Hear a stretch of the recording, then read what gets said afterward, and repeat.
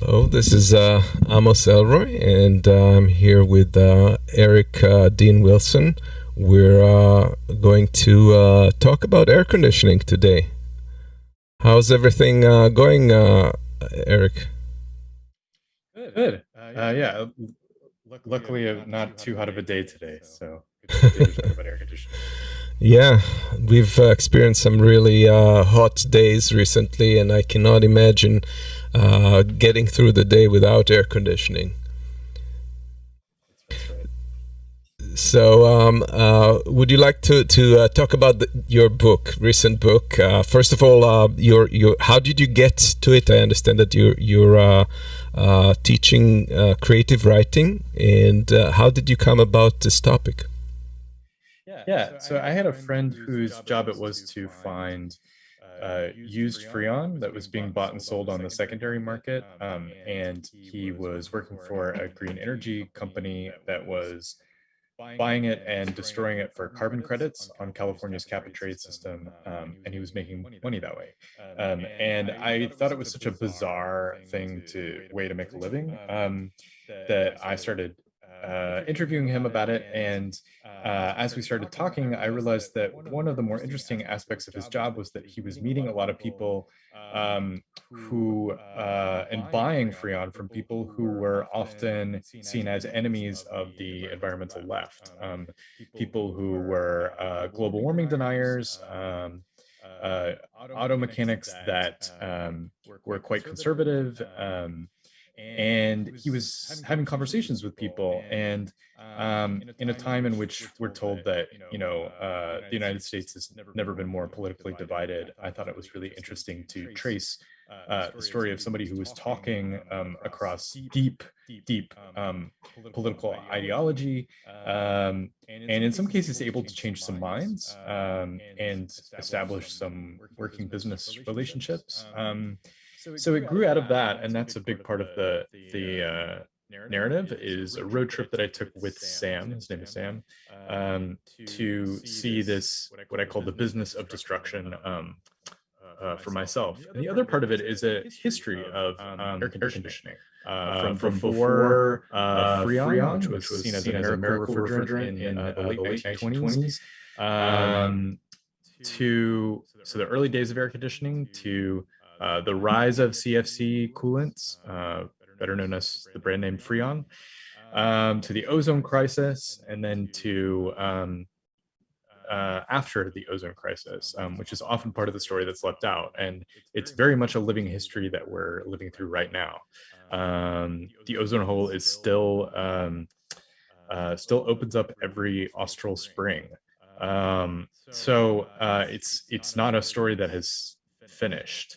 And I thought that was very interesting because I saw a lot of parallels to the climate crisis, which is the refrigerant problem is definitely a huge part of the climate crisis, and something that is not talked about enough.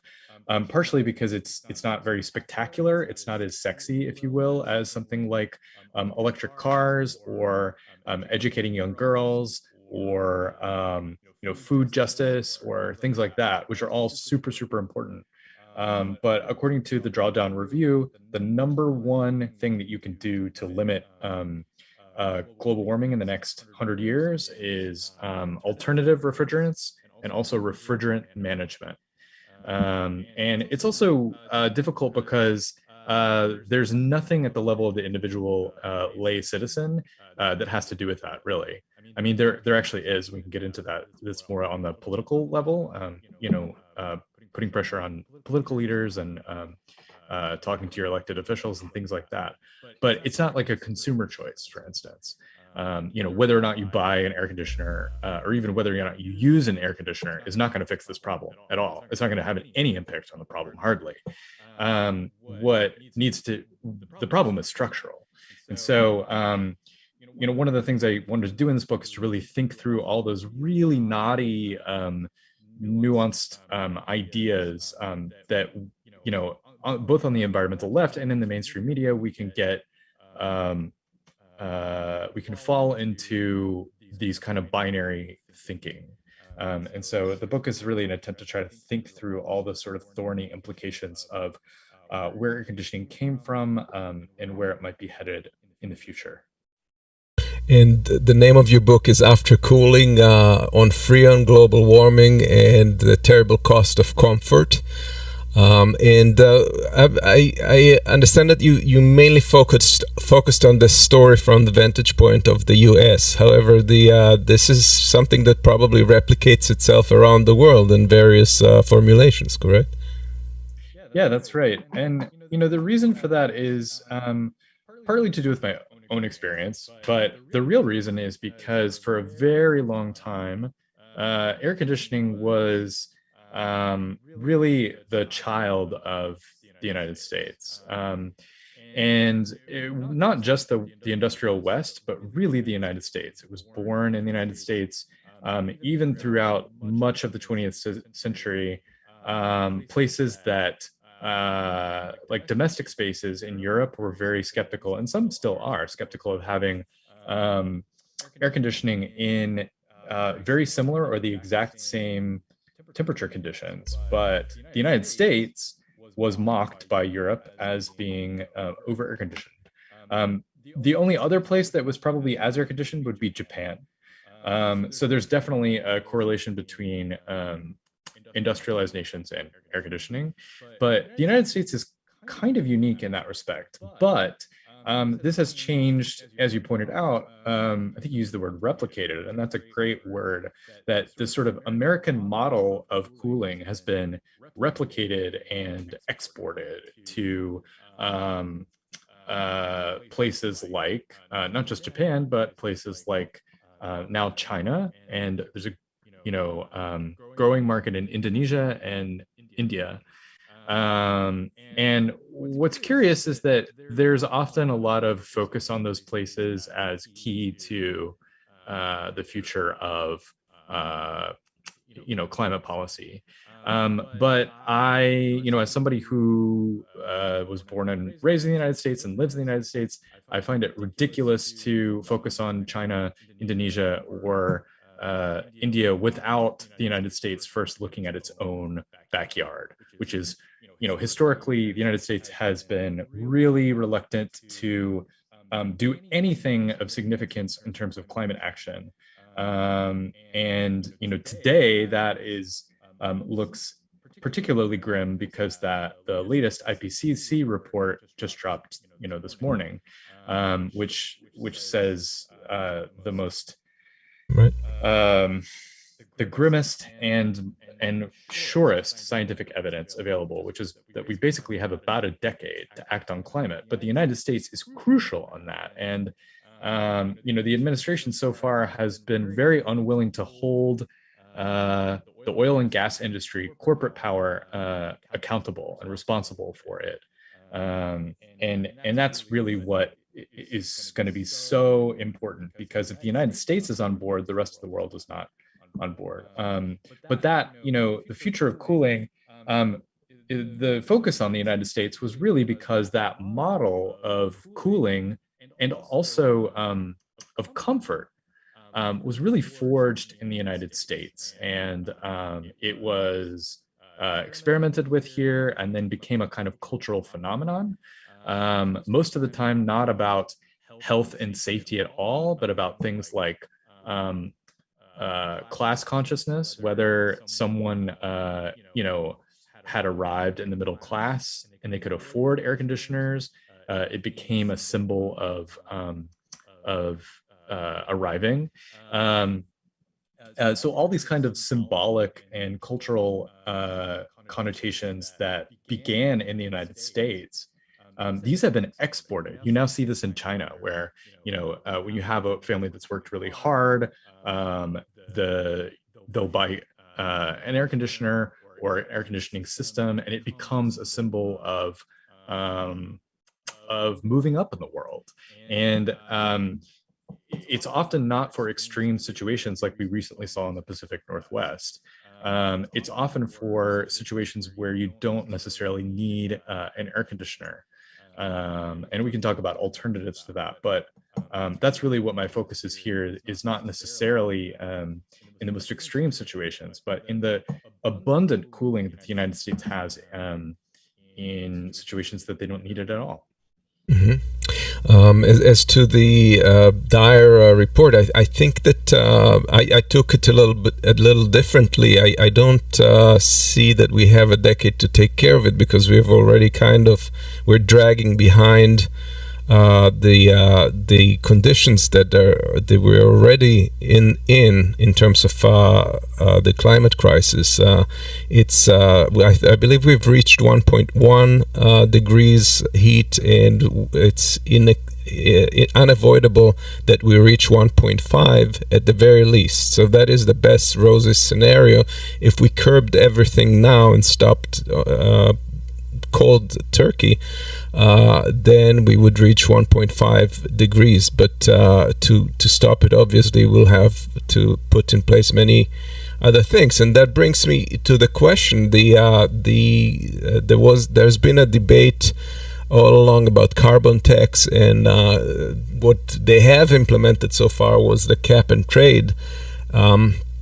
In terms of the carbon emissions, but that has basically not really resulted in curbing off. I mean, a little bit, but not nearly sufficiently to avoid the things. Do you think that something like that would be needed also in terms of the refrigerants? Well, it's interesting, you're totally right. And I agree with you that, in terms of curbing global warming gases in the way that we need them, cap and trade is just not even, doesn't even come close. It's really failed in that respect.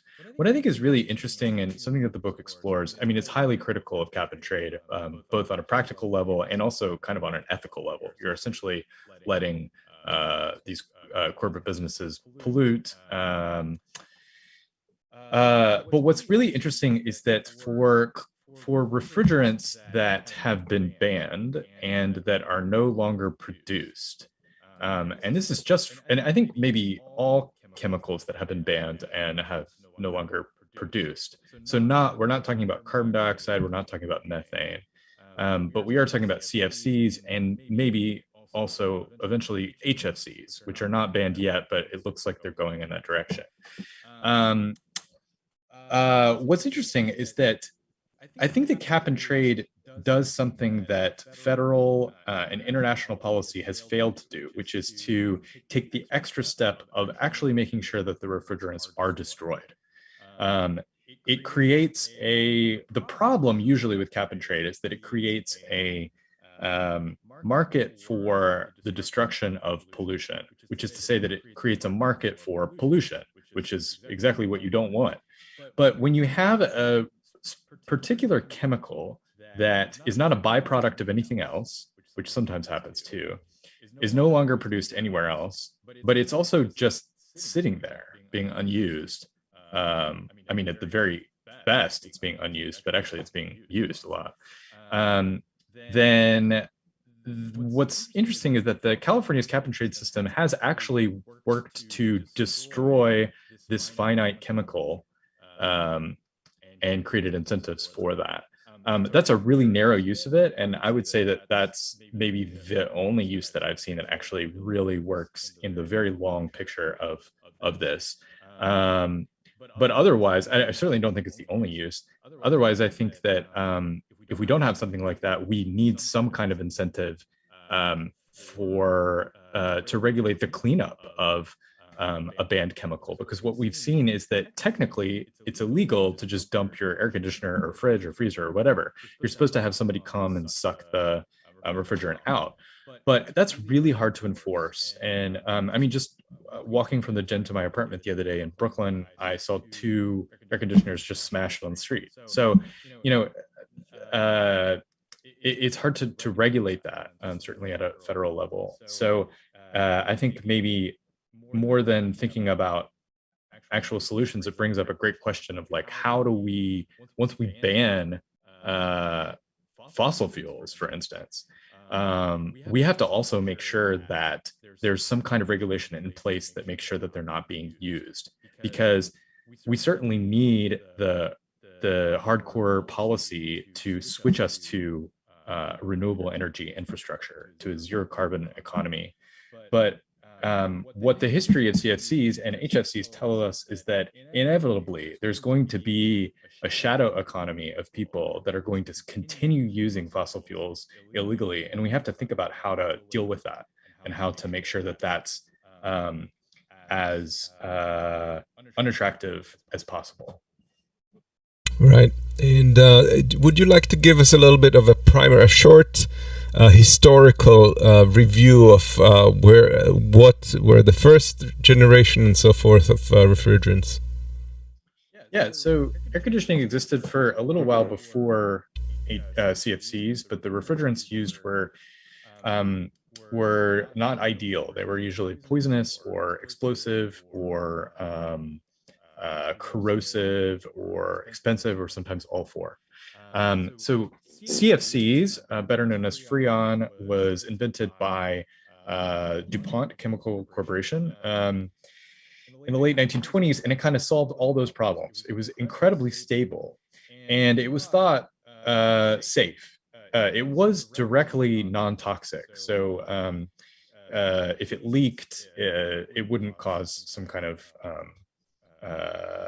chemical problem with a person. But what happened in the 1970s was that two scientists, Mario Molina and Sherry Rowland, discovered that it was possible for CFCs to travel all the way up to the stratosphere and to mess with the mechanism in the stratosphere that regulates the ozone layer. This started a huge, fierce debate among activists, politicians, the chemical industry, and scientists. And in the 1980s, they finally found the hard evidence in the form of the ozone hole just above the Antarctic that between October and November every year, there was a giant hole in the ozone layer, or depletion of ozone, I should say more accurately, that would appear suddenly, and it was being caused by these chemicals. And the ozone layer is the only thing that protects us from the sun's most violent ultraviolet radiation. So what came out of that crisis was the first and only international regulation to prevent environmental destruction that is had legally binding emissions targets. There have been other ones, Kyoto Protocol, which the United States was not a part of, so it was kind of not very useful. And then the Paris Climate Accord. But the Paris Climate Agreement, the emissions targets are not legally binding. So this was called the Montreal Protocol. And it was incredibly successful at phasing out CFCs, although it was a process. To replace those, there were sort of two chemicals, one already in place, HCFCs, and then a new one called HFCs. And HFCs became the kind of go-to substitute. But there was a problem, and we knew about the problem from the very beginning, and that was that they were super potent global warming gases. In fact, CFCs were also super potent global warming gases, but the ozone crisis was at the time a bit more pressing, and you have to remember that in the 80s, certainly in the 70s, we knew a lot less about global warming than we do now. But by 1988, it was very clear. James Hansen made his famous speech to the Senate on the Senate floor, saying that we should stop waffling, and that the evidence is clear. Global warming is happening. Hard to believe that was 32 years ago. So HFCs were always supposed to only be a temporary substitute, because scientists and policy leaders knew that it was a major global warming gas. So it was only supposed to be temporary. But of course, the way that these things go is that what often becomes called a bridge, we're seeing that with methane now, Yep. becomes permanent very fast, because people are unwilling, and it becomes very expensive to change. When actually we should just leap over to the things that we know are safe right away. So now the next 20 years or 30 years, what happened was that the cooling infrastructure expanded all over the world. So now we have places that are more mechanically cooled than ever before in human history, that require more energy. And if that energy is non-renewable energy, which most energy is, then that creates emissions. And then also the refrigerant itself creates emissions. Now, it's not supposed to leave the system in which it cools. The manufacturer says that it doesn't escape into the atmosphere, but that's bogus and has been Mhm. proved bogus time and time again. Is that at the end of the life of a refrigerator or a freezer or a fridge, what happens is that almost always it escapes somehow. It's not destroyed because it's usually more expensive to do that. So the basic tenet of that is the basic tenet of ecology, which is that when you put something into the world, it stays there. It's not just doesn't just magically go away, and it interacts with the atmosphere that way. So that's the sort of crisis that we find ourselves in now. Is that most things are still in the United States are still um, refrigerated with HFC refrigerants, which are super global warming gases. The good news is that the Biden administration has signaled that they want to phase down, but it's still a little unclear what the rate of that phase down will be, how they will manage those refrigerants, whether there'll be some kind of destruction program with that, all these other questions that are super crucial to the future of our climate. And Eric, to put it in perspective, HFCs are potential, their global warming potential, GWP, is thousands of times that of carbon dioxide. So that means that emitting 1 kilogram of HFCs it contributes to the climate change as much as a ton or more of carbon dioxide, which is a staggering number. That's right. Yeah, and it's important to keep in mind that it's really great that you say that because there obviously aren't nearly as many molecules of HFCs as something like CO2, but their power to heat is molecule by molecule is much greater. And it's also important to say that the refrigerants are not causing the most global warming, that of all greenhouse gases, but there for how many molecules there are, it's quite a lot. And just before he died, Mario Molina, one of the people who worked on the original paper in the 70s about ozone crisis, had calculated that it could prevent as much as zero point 0.5 degrees Celsius of warming. So without addressing HFCs and refrigerants, we won't stay under 2 degrees Celsius. That's for sure. So it won't solve everything, but it definitely, without fixating on it, we will go over that sort of arbitrary but maybe useful to think about 2 degrees Celsius climate mark. In secondary and tertiary, in addition to the greenhouse gases effect of it and the emissions, of course, the ACs also increase power consumption, which by itself increases power, in most cases, carbon emissions. And in addition to that, they've found there was a study done in Arizona, and they found that the mere use of air conditioning in the city raised the temperatures in the surrounding by 1 degree, which makes everything even worse than it is. Of course, it's not as critical as the emissions, but nevertheless, it's something to keep in mind. So there's negative aspects in all these regards. And there are alternatives, right? Let's get into solutions. What have you come across in terms of solutions? Well, there's alternative refrigerants for sure, and people can look those up, and there's something called HFOs, which are a sort of new family of what's supposed to replace the HFCs, and on paper they look really promising.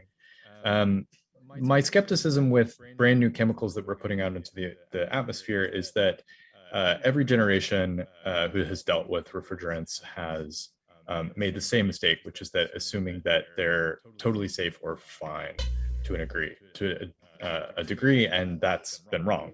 The other alternative is going back to some of these natural refrigerants, so-called natural refrigerants, that were part of cooling before Freon. So things like propane or even carbon dioxide actually is as a refrigerant is a much greener option.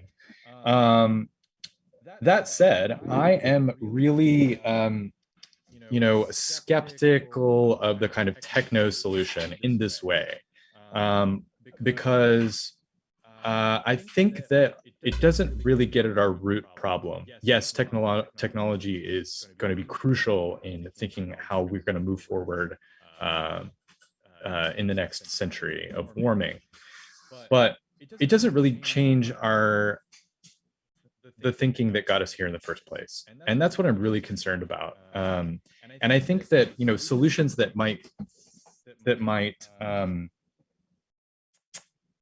address that, or that solutions that might be born out of a different way of thinking, look very different. And there are things like passive cooling. So making sure that the spaces that we build don't get so hot. And we have centuries of knowledge about how to construct places that don't get so hot. Part of the problem of the 20th century is that air conditioning facilitated the ability to ignore the given climate conditions of a place. This is sort of one of the legacies of modernism, or maybe the worst strain of modernist architecture. The great example of this is those big boxy buildings like Target or IKEA or something like that. They don't take the climate into account at all. You can have the same IKEA in Phoenix as you do in Indonesia or whatever, because they're all air conditioned, they're all climate controlled. That's terrible design, and the planet suffers for it. So the best architects are using passive cooling strategies that require less or no air cooling at all, because they're using smart materials.